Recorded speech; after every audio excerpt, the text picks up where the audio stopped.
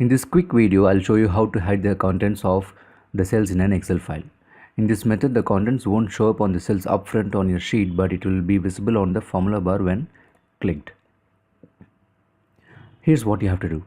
Right click on the cell or cells where you want the contents to be hidden. Select Format Cells.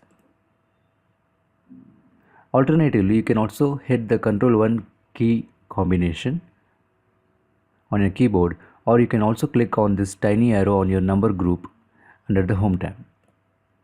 In the Format Cells dialog box, under the Number tab, click on Custom. Under the Type field, type 3 semicolons. Click OK to save it.